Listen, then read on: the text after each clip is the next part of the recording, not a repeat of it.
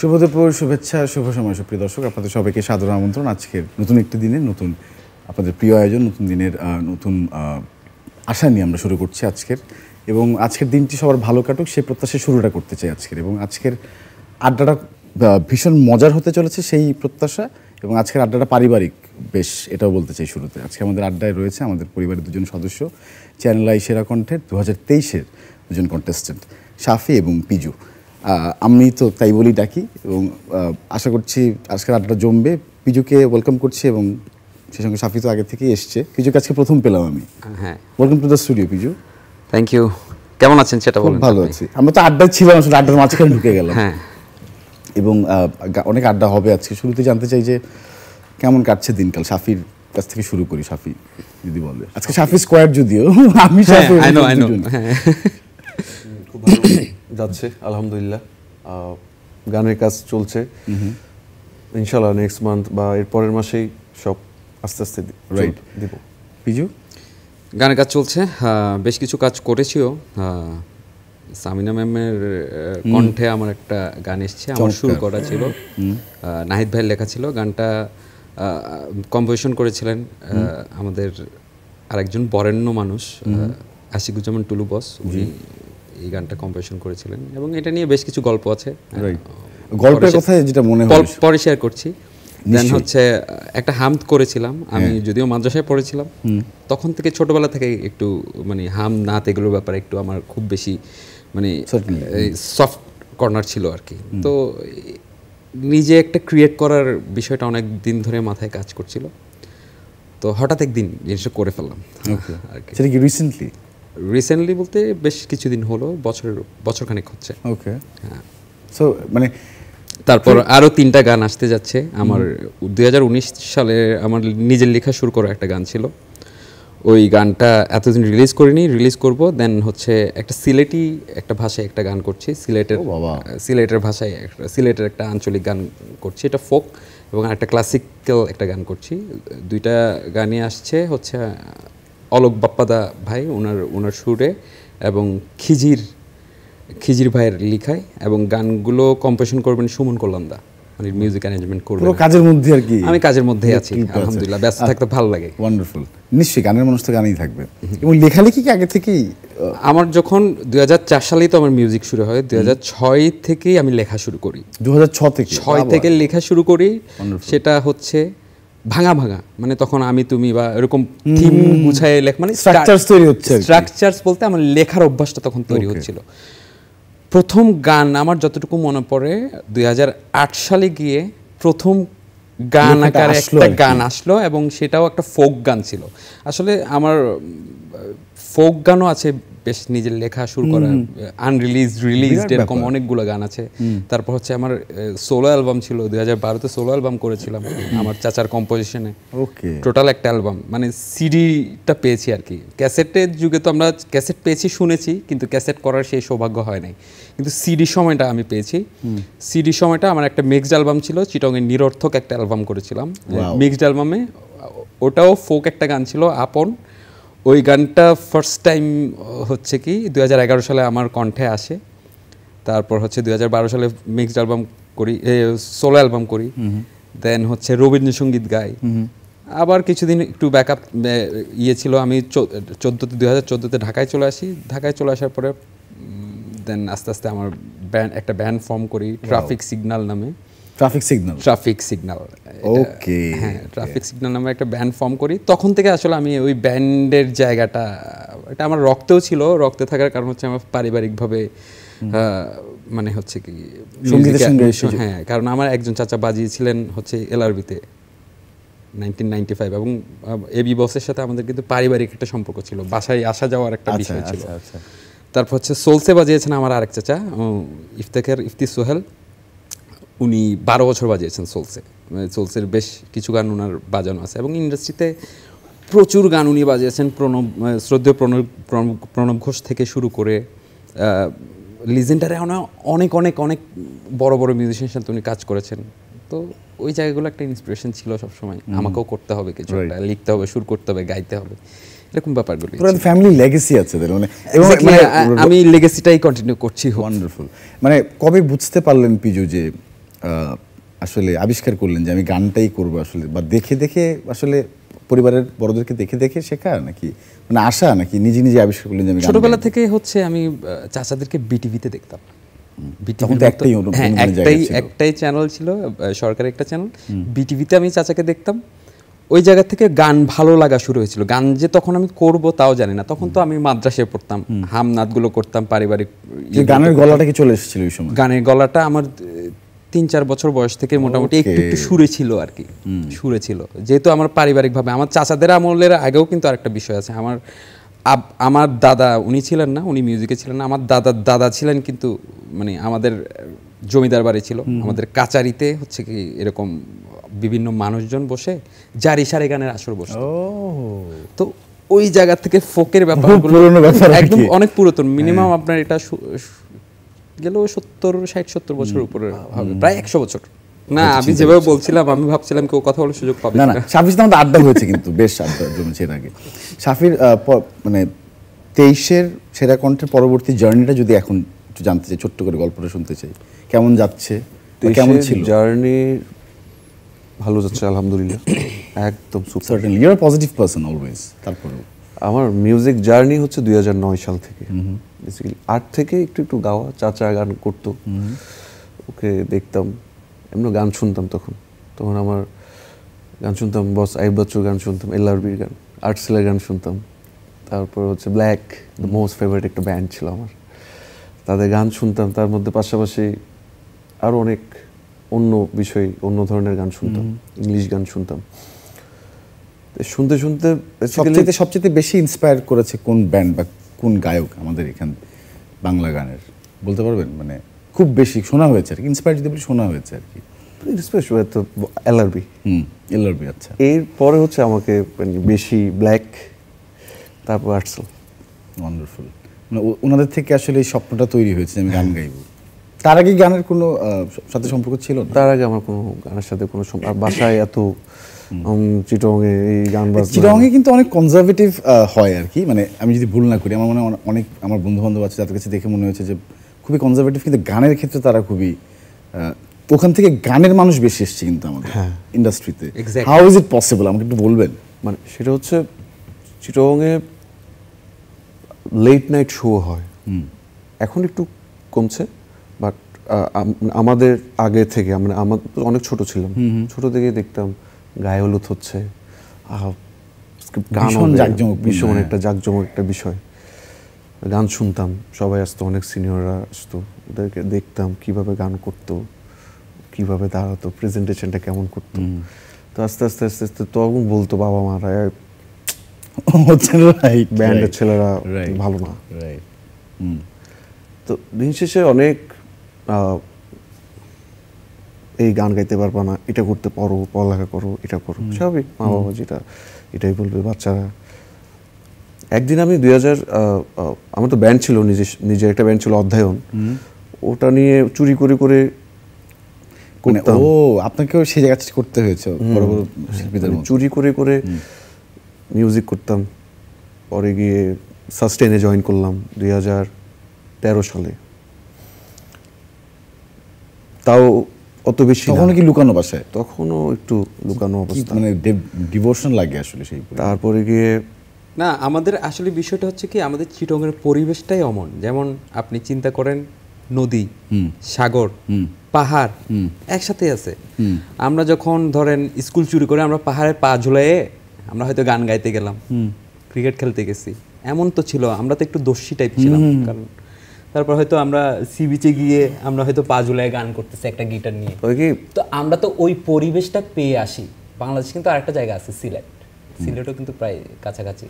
তো পরিবেশগত ব্যাপার, যে ব্যাপারটা আছে ওখান থেকে গানে কি বেশ উদ্বুদ্ধ করে বা সৃজনশীল কাজে যদি বলি, এক্স্যাক্টলি, যখন থিংকিংটা তখন আমাদের ওখানে চলে বলতে গেলে আমাদের চট্টগ্রাম ব্যান্ডের শহর, এটা no doubt. All the famous band তো ওখান থেকে এসেছে, আমি তো দেখি। সাস্টেনে জয়েন করার পরে ব্যান্ড ফেস্টে আসলাম। ওকে, তো ঢাকায় যেতে হবে, মাকে বললাম যে মা তো ঢাকায় যেতে হবে। কেন? যাইতে হবে, ব্যান্ডের শো, একটু বাবাকে বুঝাই বলো একটু।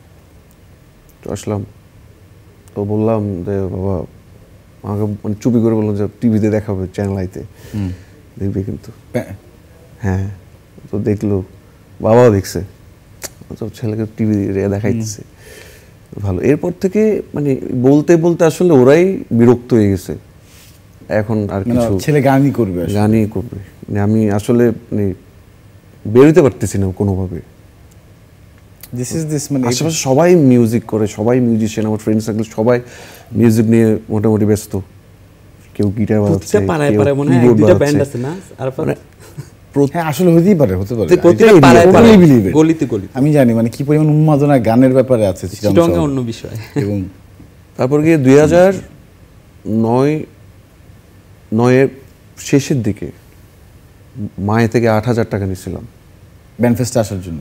না, ব্যান্ড ফেস্টে আসলাম তো 2014-তে। ওকে, সেই 2009-এ আমার শুরুর দিকে আমার তখন ইচ্ছে ছিল যে নিজের গান গাবো, মৌলিক গান। বললাম আমার তো টাকা নেই, কি যে করি, তো মা আমার তো টাকা লাগবে। আমার মা বললো কি করতে, টাকা কি লাগবে তোমার? আমার তো একটা গান গাইতে হবে।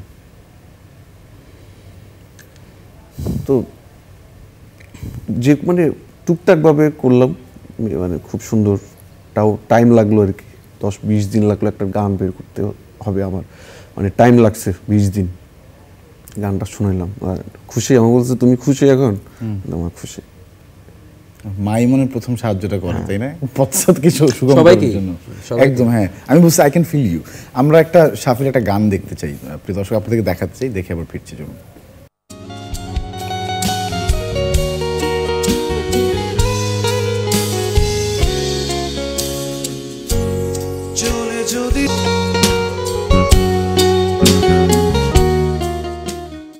ওয়ান্ডারফুল। সামিনা চৌধুরী গলা মিলাচ্ছেন গান শুনতে শুনতে, কি সুন্দর। ম্যাম খুব সাপোর্ট দিছিল সেরা কণ্ঠের সময়, এবং সাপোর্ট বলতে সবাইকে, গানের দিক থেকে এভাবে গাইতে হবে, এইভাবেই আমাদের কোলাবোরেশনটা ওনার সাথে অনেক বেশি ছিল বলতে আমরা সবাই ওনার সাথেই থাকতাম, কারণ সবাই তো ব্যস্ত ছিল, ম্যাম কিন্তু অনেক সময় দিত। সে যে সময়টা হচ্ছে কি গানের মানুষ, এই জায়গাটা ঠিক করো, এটা এভাবে করো, এটা করো, ওকে আমাকে বা সবাইকেই, সব কন্টেস্টেন্ট তার বাড়িতেও তো মানে যে গিয়ে প্রচুর অনেক লেসন, কতবার আমরা গিয়েছি। আমাদের তো সেই গল্প শুনি না কেমন ছিল এই যে জাজের সঙ্গে যে এত সাপোর্টিভ জাজ পাওয়া, এবং তার কাছ থেকে পরবর্তীতে সময়ে যে মানে বের হয়ে যাওয়ার পরেও যে একটা সন্তানসুলভ আচরণ তিনি যে করেন, মানুষের আচরণ তিনি করেন সন্তান হিসেবে, সেটা আসলে কেমন মানে জাজের কাছ থেকে পাওয়া? এটা আনবিলিভেবল। আসলে সামিনা চৌধুরী ম্যাম, ওনার তো অনেক বড় মানুষ, মানে আমরা ছোটবেলা থেকে ওনাদের গান শুনে বড় হয়েছি, বিটিভিতে তখন থেকে শুনে বড় হয়েছি। তো এইসব মানুষগুলোর পাশে থাকতে পারা বা এইসব মানুষগুলোর সান্নিধ্য পাওয়া। আমি যখন গ্র্যান্ড অডিশনে মানে ইয়েস কার্ড পাই, আমি ওনার কাছে গেলাম, বললাম যে ম্যাম আমি আপনাকে আজকেই প্রথম দেখলাম, ছোটবেলাতেও টিভিতেই দেখতাম, আজকেও তাই। আচ্ছা আচ্ছা, তো একটু মাথায় ইয়ে করলো, মাথায় হাত বুলাই দিল। আমার সাথে ওনার ইন্টারাকশনটা ফার্স্ট টাইম হয়েছে আমি যখন হেনা ইসলাম স্যারের লেখা যে গানটা ছিল, ওই গানটা গাইলাম যখন ফরেস্ট্রিলে এক দুপুরে। ওই গানটা গাওয়ার পর থেকে ওনার সাথে আমার একটা ইন্টারাকশন হয়ে গেছে আর কি। কি বলেছিল শুনে? উনি আমাকে বলছিল তোমার থেকে সেরা কণ্ঠে আমি ডিফারেন্ট গান শুনতে চাই। তখনই চ্যালেঞ্জটা ছুড়ে দিল আর কি। নট চ্যালেঞ্জ, মানে এটা আমাকে, আমি বলবো এটা আমাকে একটা রোড ম্যাপ দেখিয়ে দিয়েছিলেন। রোড ম্যাপ দেখে তুমি এই পথে হাঁটো, ব্যাপারটা এমন ছিল আর কি, যে তুমি ডিফারেন্ট গান শোনাবে। এরপরে আমি আবার দেখা হবে শোনালাম, এরপরে তো আর বেশ অনেক গান।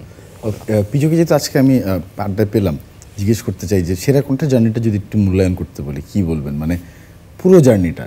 কারণ আপনি অনেক বন্ধুসুলভ একজন মানুষ, আপনি মিশতে পছন্দ করেন, একদম রসিকও বটে, আমরা অনেক হাসাহাসি করলাম আজকে। তো সেই জায়গা থেকে এখানে যেটা পরিবার তৈরি হয় সবাই বলে আসলে, হ্যাঁ এক্স্যাক্টলি, এবং সব মিলিয়ে ইটস আ জার্নি অফ, কি বলবো, আনক্যানি, মানে এর মতো আর কোনো জার্নি হয়তো আর হবে না কখনোই। তো সেই জায়গা থেকে পিজুর জার্নিটা কেমন ছিল? জার্নিটা ভালো ছিল। আমি তো আমার একটু হচ্ছে, আমি গান নিয়ে সবসময় সিরিয়াস, মানে সিরিয়াস স্টুডেন্টের মতো একদম এক্স্যাক্টলি গান নিয়ে, এটা শুধু গান নিয়ে। আমি পড়ালেখা কখনো অত সিরিয়াস ছিলাম না। আমি 5 বছর শুধু ভিডিও গেম খেলে কাটাই দিয়েছি, হচ্ছে মানে ক্লাস চুরি করে। আচ্ছা, হ্যাঁ, সবাই কম বেশি করেছে। আমি 5 বছর, 5 বছরটা কিন্তু টু টাফ। ফ্যামিলি কত যে মায়ের খাইছি, ওই জয়স্টিক গেমের কথা বল, রাইট? প্রচুর মায়ের খাইছি, কিন্তু এরপরও গানের ক্ষেত্রে ডাবল ড্রাগন মুস্তাফা ক্যালাসও আছে, মুস্তাফা কি, তারপর হচ্ছে ফুটবল, তারপর হচ্ছে আলিবাবা। তখন থেকেই আবিষ্কার করলেন যে আমি আসলে অন্য কিছু করব। আমার বেসিক্যালি আমি কখনো সিঙ্গার হব বা গানের আশেপাশে থাকবো, এটা আমার কখনো আমার কল্পনাতেও ছিল না। বাসা থেকে প্রেশার ছিল যে না না গান হবে না। তো কিন্তু গানটা তো সবসময় প্যারালালি ছিল সঙ্গে, 3 বছর না, মধ্যে আমার ঢুকে গেছিল হচ্ছে ক্রিকেট। আচ্ছা, ওকে। আমি স্পোর্টসম্যানশিপ খুব ভালো ক্রিকেট খেলতাম, অলরাউন্ডার ছিলাম এবং বোলিং অলরাউন্ডার ছিলাম। খুব ভালো বোলিং করতাম, আমাকে হায়ার করার জন্য বাসায় নিতে আসতো বোলিংয়ের জন্য। আমি একটু ছোটোখাটো ছিলাম, এরপরও বোলিংটা ভালো করতাম। এমন হয়েছে প্র্যাকটিস ছাড়া নামছি, 4 ওভার বোলিং করলাম, 18 রান দিলাম, 3 উইকেট নিয়ে বাসায় ফিরলাম। ক্রিকেট বলে, নট ট্যাপ টেনিস, নট এই টেনিস, মানে কাঠের বল, যেটা কাঠের বল আমরা যেটা ক্রিকেট বল বলি, ওকে, ওই ক্রিকেট বলেই এমনও হয়েছে আমি বোলিং করছি, স্টাম্প ভেঙে ফেলছি বোলিং করে। খুব স্ট্রেংথ ছিল, খুব ভালো স্ট্রেংথ ছিল। তো ওগুলোর থেকে না পরে দেখলাম যে একসময় গিয়ে আন্ডার 13 দিতে গেলাম। আমার পরবর্তীতে একটা ছেলেকে নিল যে ব্যাটও ধরতে পারে না, বল তো দূরের কথা, সে হচ্ছে একজন হায়ার অথরিটির সামথিং কিছু একটা ছিল আর কি। তো ওই রাগ থেকেই না আমি ক্রিকেটটা ছেড়ে দিলাম। দিলাম। ভালোই হয়েছে, গানে আসা হলো, তুই গানে আমরা পিটুকে পেলাম, কিন্তু গানে যে চলে আসবে তা আমি জানতাম না। আচ্ছা, ওকে। বাট মানে কবে জানতে পারলেন যে আমি গানের মানুষ হলাম আর কি? গানের মানুষ ছোট থেকেই ছিলাম, কিন্তু ক্লাস 8 থেকে না আমি বুঝতে পারলাম যে না আমার ভিতর খুব ভালো একটা সুর আছে। ওই থেকেই না আস্তে আস্তে নিজেকে, হ্যাঁ, আমার চাচা খুব হেল্প করলো, সাচ্চু চাচা। উনি আমাকে মাত্রা কিভাবে গুনতে হয়, কিভাবে কোন স্টাইলে গান করতে হয়, কোন গান শুনবো কিন্তু তুলবো না, মানে ধারণ করব না, এই বিষয়গুলো আমাকে শিখালেন। স্পিরিচুয়াল ব্যাপার এগুলো ওনার ব্যাপারটা এমন ছিল। ওনার ব্যাপারে আমি একটু বলতে চাই, সাচ্চু চাচার ব্যাপারে। বাংলাদেশি নিলয় দাস, শ্রদ্ধেয় নিলয় দাস, উনি ঢাকা শহরে যেটা করে গেছেন যে উনি প্রায় 2,500-3 হাজার স্টুডেন্টকে গিটার শেখাইছেন। উনি ফ্ল্যামিঙ্গো গিটার বাজাতেন, গিটার শেখাইছেন। সেই কাজটা আমার চাচা চিটংয়ে করেছেন। চিটংয়ে 2,500-এর উপরে উনি স্টুডেন্ট ছিলেন। 2,500 not only a matter of joke, হ্যাঁ, অনেক গিটারিস্ট, 2,500। এবং বাংলাদেশে, পুরো বাংলাদেশে এই দুজন মানুষের স্টুডেন্ট এখনও ছড়ায় ছিটায় আছে। কীভাবে ছড়ায় ছিটায় আছে? যেমন ধরেন আমাদের শামুদা কিন্তু উনি স্টুডেন্ট। বেস গিটারিস্ট তানিম ভাই, যে এই সোলসে বাজাতো, দল ছুটে বাজিয়েছেন, টুর্নামেন্টের সাথে বাজান, ওই তানিম ভাই আমার চাচার স্টুডেন্ট, বাংলাদেশের একজন লেজেন্ডারি বেস গিটারিস্ট। চাচার কাছে আপনি গিটারটা কি শিখেছেন? না, ওই গানের তালিমটাই মনে নেওয়া। প্রথম গানের তালিমটা পর্যন্ত আমি ওনাকে পেয়েছিলাম। আচ্ছা, 2011 সালে তো উনি মারা গেছেন। ওনার সাথে আমার ব্যান্ড করার কথা ছিল। ওহো, ওইটা আমি এখনো না, মানে বাসায় একলা থাকলে এই বিষয়টা নিয়ে আমি এখনো তর পাই। আমার একদিন সৌভাগ্য হয়েছিল ওনার সাথে আমি গান গেয়েছি কয়েকবার, কিন্তু সেই তারা কিন্তু আপনাদেরকে অনেক দূরে নিয়ে যাবে আমার মনে হয়। মানে সেই আকাঙ্ক্ষা বা সেই আশীর্বাদ তো নিশ্চয়ই আছে। আর একটু আগে সেরাকণ্ঠের কথা বলছিলেন না, সেরাকণ্ঠ একটা প্ল্যাটফর্ম, এটাকে আমি প্ল্যাটফর্ম হিসেবেই দেখি, একটা ভালো প্ল্যাটফর্ম যেখান থেকে দাঁড়িয়ে অনেক দূরে স্বপ্ন দেখা যায়। সেরাকণ্ঠের মূল্যায়নটা এভাবেই করতে পারি, এই প্ল্যাটফর্মটা দিয়ে আমরা সামনের ভবিষ্যৎকে চোখে দেখতে পাচ্ছি বা দেখতে পাই, আমরা চেষ্টাটা করার একটা সুযোগ পেয়েছি যে সামনে আরো ভালো কিছু। শিল্পী তো সবসময় মানে শিল্পী সে এখানেই শেষ না আসলে, সেরাকণ্ঠ আমাদের জন্য দরজা খুলে দিল। হ্যাঁ, এক্স্যাক্টলি। চাবি লক ছিল দীর্ঘ আপনার 15-16 বছর আমরা আমার এবিট চ্যানেলটা বারে ভেসে উঠছে মনে, যে এখানে এই অনুষ্ঠানে বসেই এবি অনেকবার চিটাগংয়ের তার ছোট ভাইদের কথা বলেছেন, এবং ব্যান্ডফেস্টের সেই আবেদনটা তো এখানেই এই অনুষ্ঠানে বসেই হয়েছে, এবং অ্যাকসেপ্টেন্সও এখানেই হয়েছে কথা বলতে গেলে। এবং এবি যে কি চাইতেন তার জুনিয়ররা বা তার চিটাগংয়ের ছোট ভাইরা গান করুক, এবং গানের জন্য তাদের কোনো বাধা না হয়, এবং গান ছাড়া তিনি যে কিছু করবেন না, কখনো করেন না। আমার একটা স্মৃতি আছে ওনার সাথে, স্টেজের স্মৃতি। সেটা হচ্ছে 2012 শেষের দিকে প্রাণাপের একটা শো হয়েছিল আপনার ইয়েতে জিয়া স্মৃতি পার্ক চিটংয়ে, পদ্মারাটে। ওখানে পারফর্মার ছিল ওয়ারফেজ এবং এলআরবি, আর আমরা ঘরের ব্যান্ড হিসেবে আমরা ছিলাম। আমার তখন একটা ব্যান্ড ছিল সাস2। ওখানে পারফর্ম করলাম, পারফর্ম করার পরে ওয়ারফেজ পারফর্ম করলো। আমার পারফর্ম করার কথা ছিল 1 ঘন্টা, পারফর্ম করেছি 2 ঘন্টা। ওয়ারফেজ আসতে লেট করছে 2 ঘন্টা একদম, মানে এটা একদম কাটায় কাটায়। ওয়ারফেজ আসলো, ওয়ারফেজ হয়ে গেছে যে 3-4 ঘন্টা গান গাওয়া। হ্যাঁ মানে ওয়ারফেজ আসলো, চিটংয়ের ছেলেমেয়েরা পারে ওয়ারফেজ না। আসার পরে ওয়ারফেজ নেমে গেল, বস উঠলেন, এবি বস উঠলেন। ওখানে একটা রেডিও ফ্রিকোয়েন্সি ছিল, রেডিও ফ্রিকোয়েন্সির কারণে গিটারের মানে যে প্রসেসর, ওই প্রসেসর ছিল না, লোড নিচ্ছিল না। ওটা কি ওই যে ওইটা ওই যে উনি বাজারেন পরে ইয়ে দিয়ে না না, নিচে নিচে যে প্রসেসরটা, গিটার প্রসেসরটা, যেটা থেকে আমরা বিভিন্ন টোনস পাই, রাইট। তো রেডিও ফ্রিকোয়েন্সির জন্য ওনার এটা কাজ করতেছিল না। আমাদের ব্যান্ডের এই গিটারিস্ট যে ছিল তাকে ডাকা হলো, তোমার গিটার কি? তো ও গিটার প্রসেসর নাম বললো। তারপর মাসুদ ভাইয়ের প্রসেসর আর আমাদের গিটারিস্টের প্রসেসর একই ছিল, বসের গিটার প্রসেসরটা কাজ করতেছিল না। তখন হচ্ছে কি বস কি করলেন, বলে যে মাসুদ যদি তোদের প্রসেসর যদি মিল থাকে প্যারালাল করে নে, প্যারালাল করে আমরা দুজনে একই টোন বাজাবো। বস কি যেন করলেন, instantly show done. He is a magician, magician. এবং এবং এবি অনেক সময় এটা আমার বিশাল একটা, কারণ ওই সময় বস তখনও মানে বসের সাথে ওই একই স্টেজ শেয়ার করা, ওয়ারফেজের মিজান ভাইয়ের সাথে একই স্টেজ শেয়ার করা, এটা আসলে আমরা তো ব্যান্ড ফেস্টের অনুষ্ঠানে তাকে দেখতাম, মনে হয় আমরা স্বপ্ন দেখছি বসে একদম। এগুলো তো প্রত্যেক ব্যান্ড ফেস্টের শেষে একটা ম্যাজিক আর দেখেন। চিন্তা করেন তখন আমি কত বছর, আজকে থেকে আরো 12 বছর আগে, 12-13 বছর আগে, অনেক ছোট। রাইট। 2017 সালে ওনাকেই প্রথম দেখি আমি। বুঝতে পেরেছি। এবং আসলে এবিকে নিয়ে কথা বলতে গেলে অনেক কথা মনে চলে শেষ হবে আসবে। না। শেষ হবে না। থ্যাংক ইউ ভেরি মাচ পিজু এবং শাফি, দুজনকেই। আমরা একটা গান শুনতে শুনতে শেষ করি, যে কোনো একজন একটা গান শুনবো খালি গলায়। আরাফাত কাক। প্রিয় দর্শক, আজকের আয়োজন শেষ করছি। আড্ডা আসলে চলতেই থাকবে, সবাই ভালো থাকবেন। আগামী আড্ডায় দেখা হবে, সেই পর্যন্ত শুভেচ্ছা রইল।